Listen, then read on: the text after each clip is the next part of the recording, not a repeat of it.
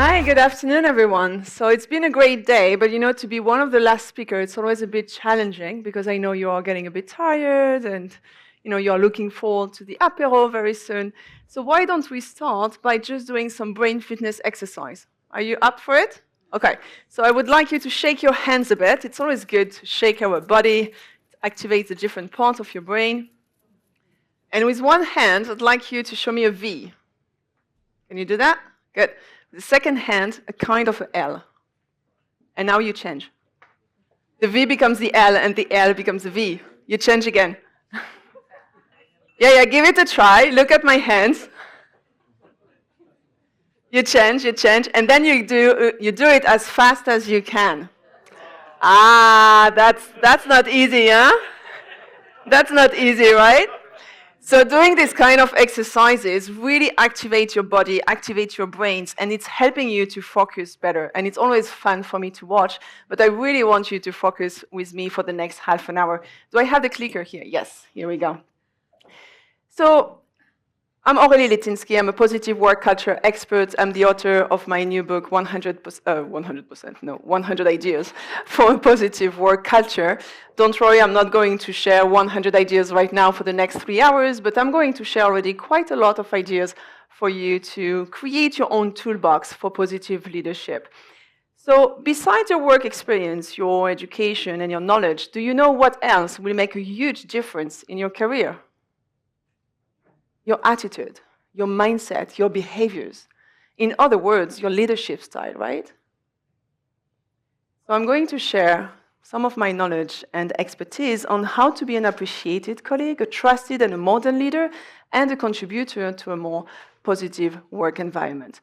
Now, before we deep dive, I'd like you to think about one specific person, one leader you've had in your career that you really appreciated, that you even considered as a great leader. Think about a great leader you've had in your career. Do you have a name in mind? Yeah? How did this person made you feel in your past? Why? Why have you picked that leader? Can I hear a few things? Was it about communication style, listening skills? What was so special about that leader? Yeah, just say it out loud. Okay, what else? Authentic, and you said? Empowering. What else? Trust, mentoring, exactly, right? Who you are today might also be thanks to that person, don't you think? And I believe that great leaders are like real friends. We can count them on one hand. And we remember them because they make us feel good. I remember the best leader I had in my career. His name was Alan. It was 20 years ago, back in Vancouver when I used to work in Canada. And Alan was so special to me from day one because he clearly hired me for attitude and not only for skills. I was super young on the other side of the country with almost no experiences, but he believed in me, even before I believed in myself. And Alan was so special because he knew how to create an environment where we felt good, where we felt good, where we could really support each other. He believed in us. He was a great coach, a great mentor. He was a happy leader, right? So maybe you might want to send a quick SMS or a quick email to the leader you have been thinking of. It's always a nice touch, right? So what do you think my Alan and your special leaders might have in common? I believe they might all show an above average level of emotional intelligence. And that emotional intelligence is what often separates a good leader from a great one, right? So studies found that leaders with a high level of emotional intelligence have a greater impact in their role. They have a better mental health, better well-being, and they usually perform better. So of course your intelligence is a crucial component, and I'm sure you are clearly all very intelligent here in this room, but we need to embrace that your IQ is not enough anymore. Your EQ will make the difference. Your emotional intelligence will make the difference. Especially with our new way of working, especially with the rise of artificial intelligence. I mean, AI is everywhere, right? We have been speaking about AI quite a lot today. And it's great if it's well used. But the more we use technology, the more we seek for authentic human interactions.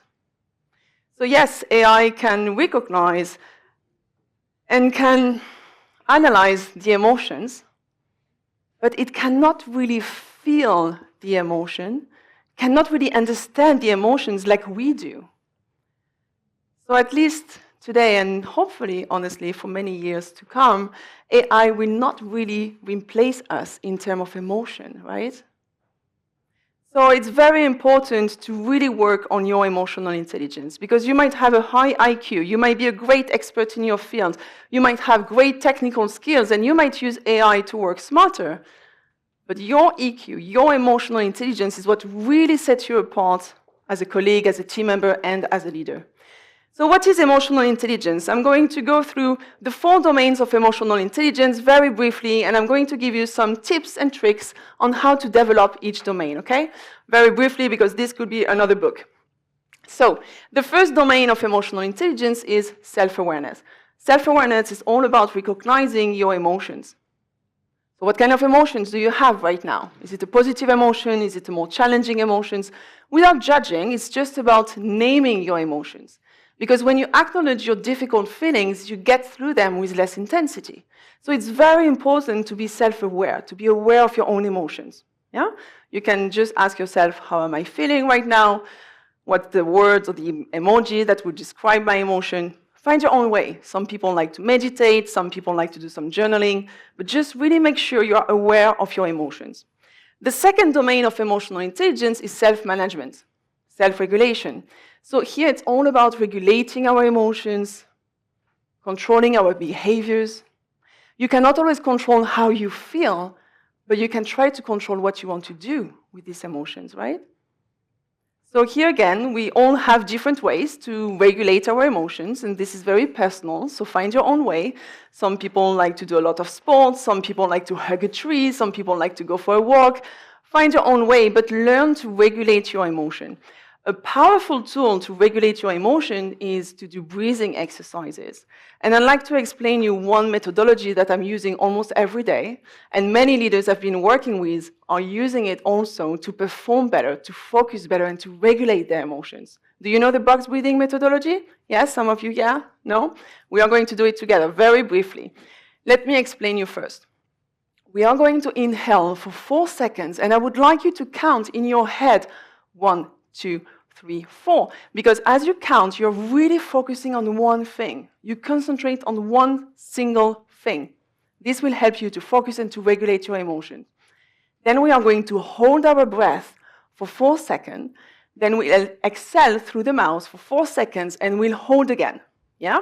And it's really working because you're focusing on one single thing, you're breathing, you're regulating your emotions, you're decreasing your stress hormones, the cortisol level, and this is a powerful tool to regulate your emotions. Should we do it together? Yeah? Well, if no, you don't have a choice. So, just let's put the 2 feet on the ground, if possible, sit straight, and just follow my lead, okay?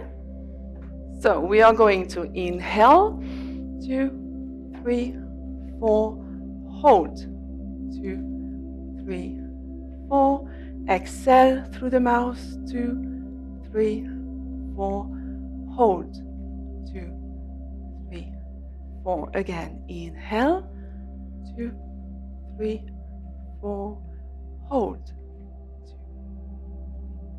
4, exhale, 2, 3, 4, hold. One last time, inhale, hold, exhale, hold. How do you feel? It's nice, no? Don't you think? You can find your own way. If you don't really feel comfortable by holding your breath, then, just inhale, exhale for longer. But this kind of methodology can really help you to regulate your emotions, okay? Another way to regulate your emotion is to learn how to stay focused. So this is as well quite a big topic I cannot really develop right now, but in a few words, using time management techniques will definitely help you to stay focused and to regulate your emotions. So you can use time boxing methodology, you can use Pomodoro technique. This will really help you to be efficient, to focus on one task for a certain amount of time, and then you have a break, and then you can really regulate better your emotion. Another way, of course, is to hack back your external triggers.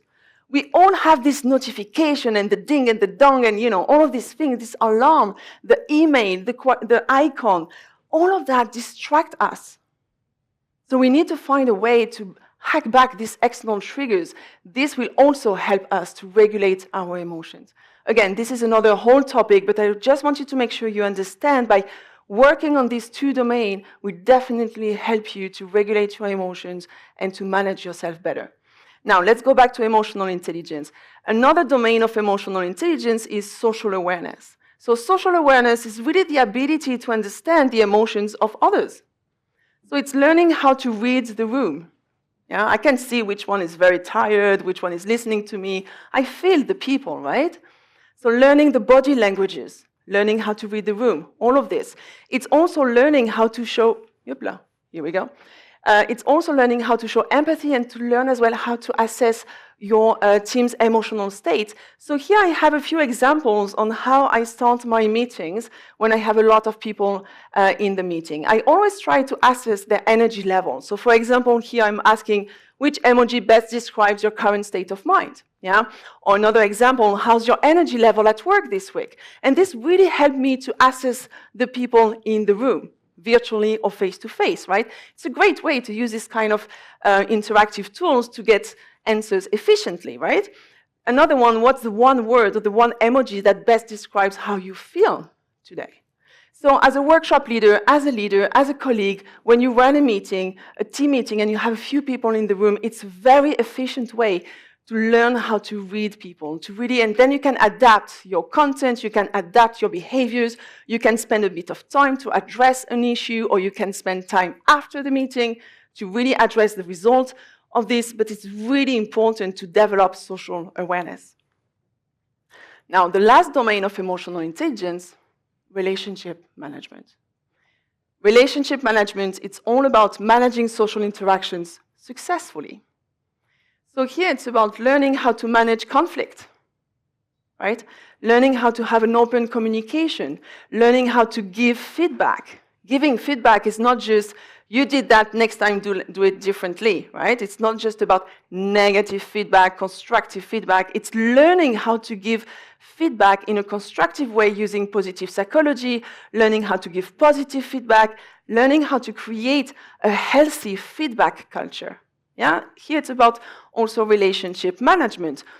It's also about learning how to lead with your heart and not just with your brain, with your mind. Focus more on the emotional level. Yeah? And it's also about learning how to listen. Practice your listening skills. And here I have an illustration I want to show you. This is part of my book, in fact. Learn to listen. We speak a lot about active listening, learning how to respond and to have a constructive conversation and so on. But I'd like you now to really think about how do you behave when you're listening to someone. And this acronym might help you to remember how to behave next time someone has a very important conversation where you need to really listen deeply. So the L stands for leave distractions. Obvious, right? When someone comes at your desk, make sure you put your phone away, close your laptop, just be in the conversation. Show them you're really in the now. You're really concentrating on the conversation. And you don't think about the email you didn't answer. You don't think about what you're going to cook tonight. Just concentrate on the conversation. So leave distractions on the side. The I is for intention. What's the intention of the discussion? If someone comes to you and just need to vent, you might not come up with solutions, right? So what's the intention of the discussion? Because you might not react the same way if someone comes to vent or if someone needs a feedback and a solution, right? But for that, you need to know the intention, your own intention and the intention of the discussion. Your behaviors will be completely different. The S is a tough one for me, silence. Yeah, it's tough. Some people, when they come to you, they tell you the beginning of the story, and you're like, yeah, I know, you should do that. Or I know what you mean, let's try this and this. Yeah, we go into the conversation very fast, sometimes, too fast. Depending on the situation, of course, let them talk. Let them tell you the full story. They might even find the solutions themselves, even though you know the solution. Let them talk. Pay attention to your behaviors, okay? Then once you did that, the T is for tell me more. Then you go deeper in the conversation. Then you can ask questions. So what do you mean by that? And can you give me an example? And so on. You go deeper in the conversation. The E is for empathy, showing empathy, compassion, understanding, very important as you are in the conversation. And of course, the N is for non-verbal communication. So pay attention to your facial expression, to your body language. This is extremely important.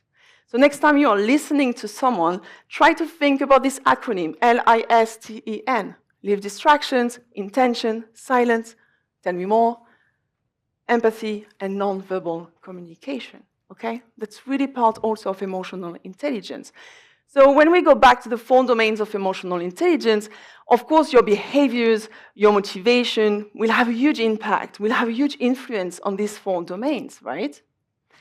And you have to remember that emotional intelligence is not just from one day to another. It's not just, oh yeah, great, I had this talk with this crazy lady in yellow. Why don't I'm very good now on emotional intelligence? Well, it's step by step. It's something you implement every single day.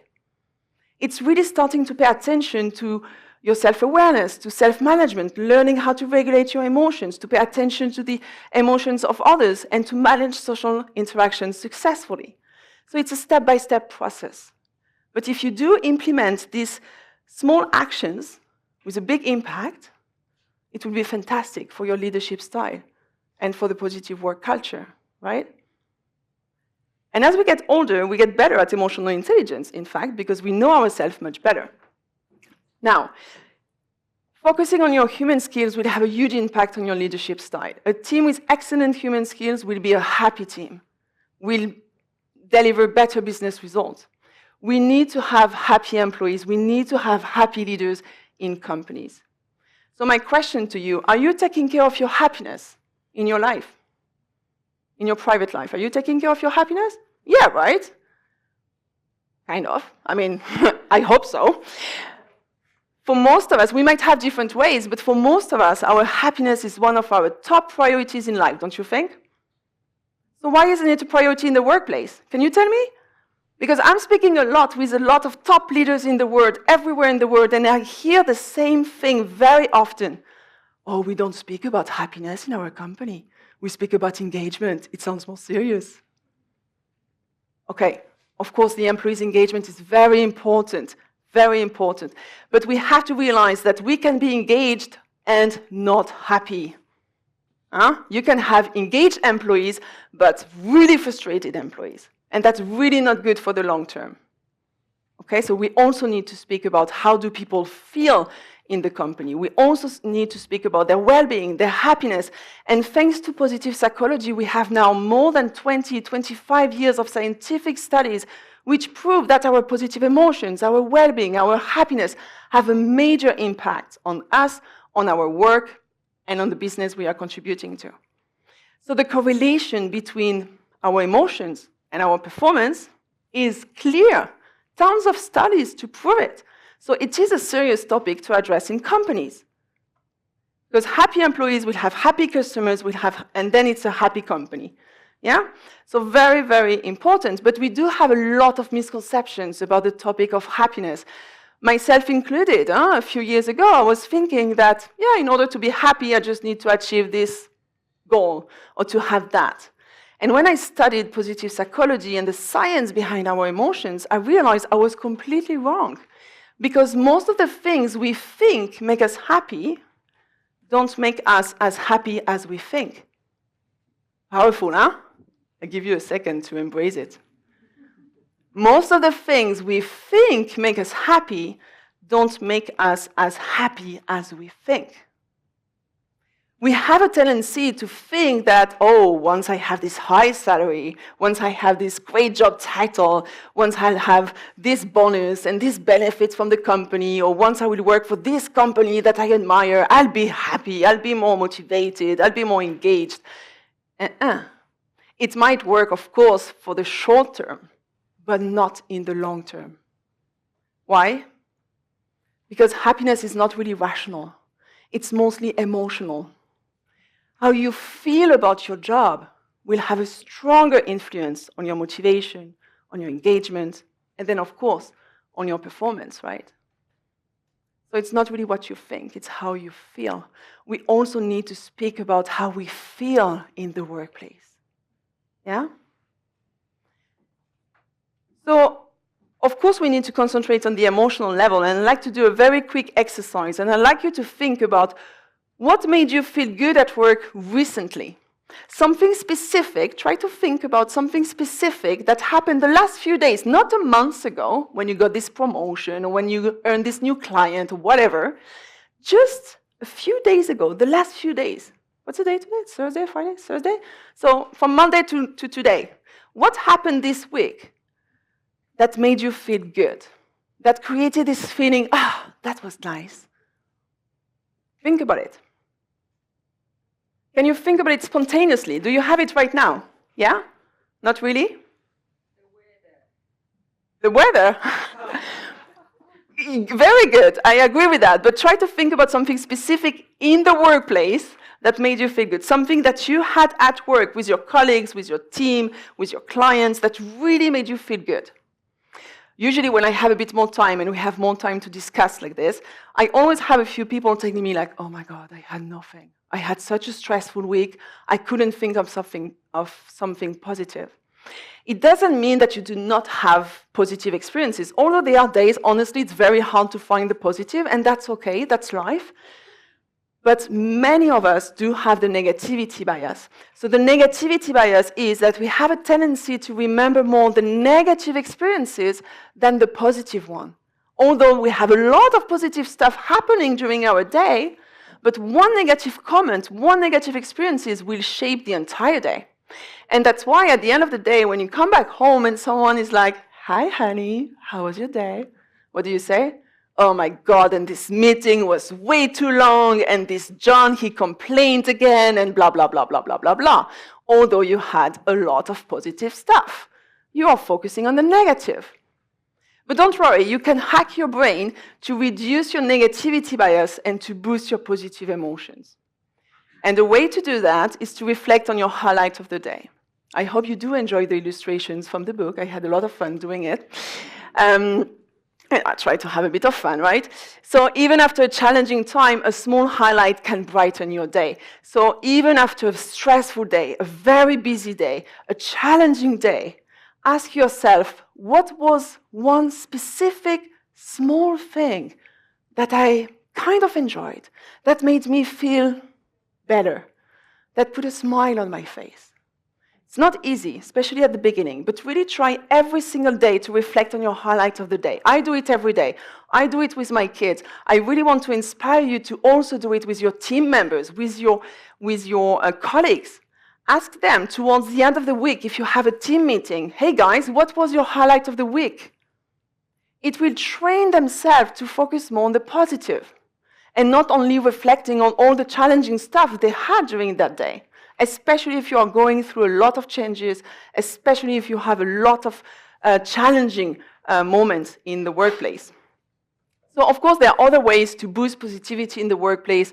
Everything related to gratitude, to recognition, to giving feedback are powerful tools, right? But don't take me wrong, it's not about toxic positivity. I'm not saying that, you know what, guys, let's just be happy and let's just put all the frustrations on the side. Definitely not. Huh? We need our frustrations, we need our negative experiences and negative emotions to take action. They are also important because they are real. So we shouldn't just put them on the side and just be happy. Definitely not. But I'm a true believer that we should have more positive emotions than negative emotions. No? Life is short, right? We spend a lot of time at work, so let's find a way to create a positive work environment where we all feel good most of the time, right? So the same way you cannot force someone to be happy and to be positive, you cannot expect from someone else to make you happier. At one point, your happiness is your own responsibility, right? Your happiness is your own responsibility. You cannot wait for your colleagues, for your boss, for your company to make you happier. I mean, of course, they have a huge influence on it, let's face it, but you are the starting point. Your happiness is your own responsibility. But for that, you need to know what makes you happy at work. We need to speak much more about this topic in the workplace because we know exactly what frustrates us. We know exactly what we don't want, what we want to avoid. But do we really take the time to reflect, what makes me feel good at work? What do I enjoy the most at work? What's important for me? I call it your definition of happiness at work. And in the book, I have this kind of survey or this kind of questionnaire to help you to find your definition of happiness at work. You need to find out your key words that are part of your definition of happiness at work, because once you have your definition, you can really see, okay, where do I stand? My definition is here, but my situation is there. Can I do something right now to get a bit closer? Sometimes you cannot really change everything like this. I mean, life is not always, with pink glasses. But you can really start to influence. You can start to take small steps to get closer to your definition. But for that, you need to understand that's your responsibility, right? So, of course, we're all responsible for our happiness, but do not take me wrong. Companies and leaders do have the responsibility to create a safe and a positive work culture. To achieve sustainable results, we all need to be on board. I'm a true believer that we need to bring more awareness about these crucial topics. We need to train employees and leaders on positive psychology, on emotional intelligence, on stress management, on happiness in the workplace, on how to embrace change better with more resilience. All of these human skills, we need to train ourselves and our teams on that, especially with the rise of technology. Again, I love AI, but we need to really embrace our human skills. That's something that I'm a believer in that for now and I hope for many years, AI cannot really take that from us because it cannot be better than us. We are human. When we speak about emotions, I'm hoping that humans will be better than AI, at least for this kind of stuff, to understand our teams better, to really feel our people, to have good relationship with them. We need to embrace our human skills. A team with excellent human skills and a positive mindset will foster more trust, will develop better workplace relationship, and will eventually perform better. So please keep in mind that positive leadership is a skill. Positive leadership is a mindset, and it's definitely an attitude. So I'd like you to go away from my speech with 3 key points I've touched on today. Emotional intelligence matters. So please do read about emotional intelligence, do develop your emotional intelligence, understand what can you do at your level, in your industry, in your situation, at your position. How can you develop your emotional intelligence? The second one is really boost your positive emotions. Reflect on your happiness at work. Create a positive environment for your team, for your colleagues to feel good in the workplace. And the third one is really start to create your own toolbox. Make sure you create your toolbox with different tools and tricks and develop your human skills. Learn more about that. So you have your tools to just apply when it's time. And that's why I created this book, in fact, the 100 Ideas for a Positive Work Culture, because for me, and this was out of my clients, they really wanted, because I always speak about toolbox, and at one point they told me, we love your toolbox, but we want more. We want more ideas. We want more tricks. Can you give us more? And I'm like, challenge accepted. I'm going to write a book about it with 100 ideas. And of course, the goal is not to implement the 100 ideas like this, but it's really to take, depending on the topic, depending on what you are facing, to be inspired by some of the ideas, to create your own toolbox so you can lead with more positivity. You can create a positive work culture, especially in the age of AI. So become a leader people want to work with, because with positive leadership, you have the power to make a real difference. Thank you very much.